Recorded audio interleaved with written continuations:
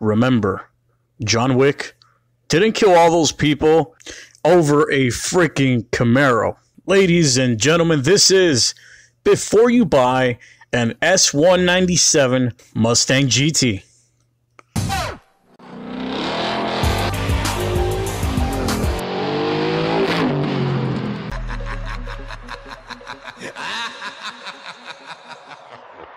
Okay, so quick disclaimer. Let's get this out of the way right from the beginning because I will never hear the end of this, okay?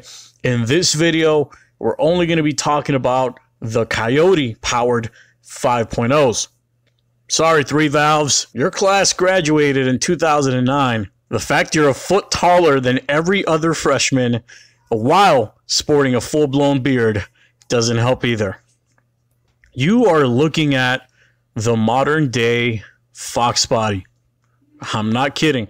You see, after the release of the 2019 Mustang, the 2011 to 2014 S197s are the last 5.0s still running on a live axle. Not only that, but they're actually lighter, and like the 5.0s of days long ago, they respond the best to naturally aspirated bolt-on modifications.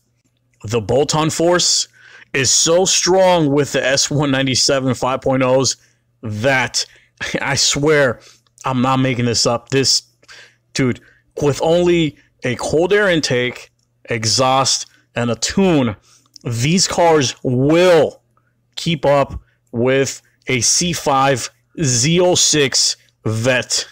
That video is being worked on as we speak. Stay tuned.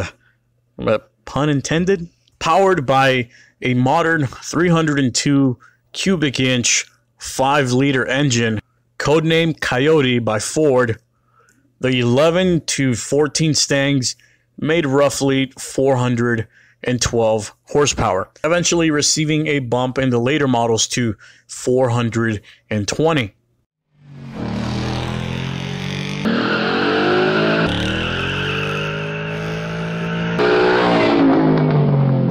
0 to 60 can be achieved in the mid 4-second range.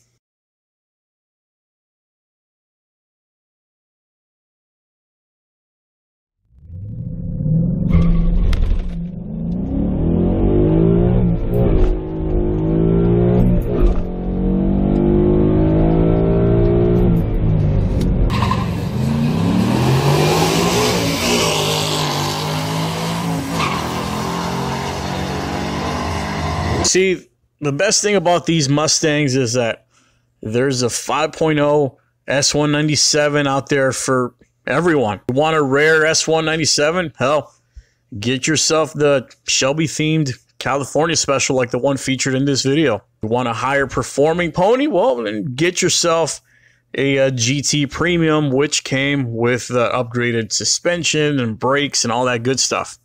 But if you want the ultimate example of an S197, get yourself a Boss 302.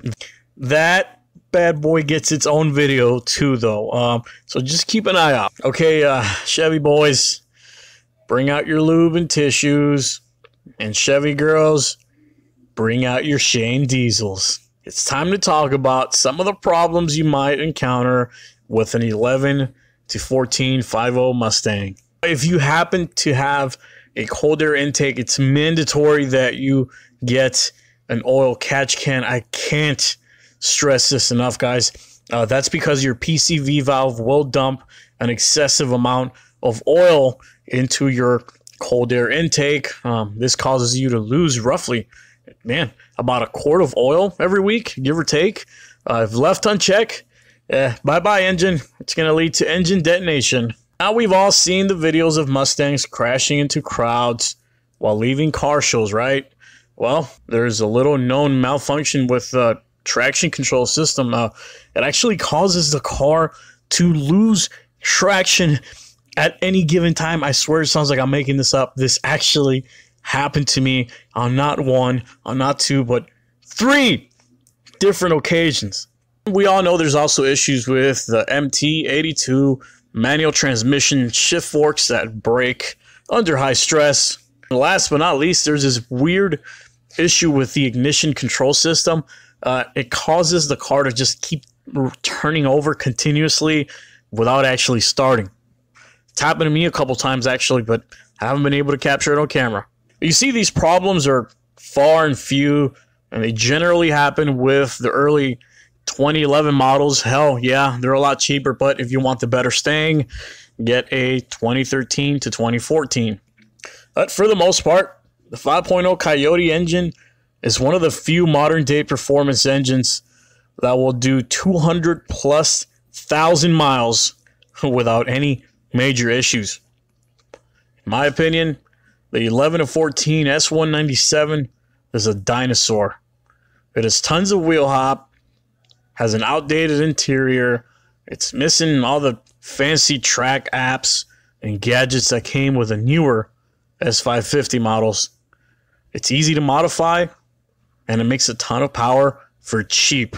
That's the most important part, for cheap. It's the last true modern day Mustang. Before they started looking like Ford Focuses, before they came with rod knocks from factory, and before they got a gender reassignment surgery.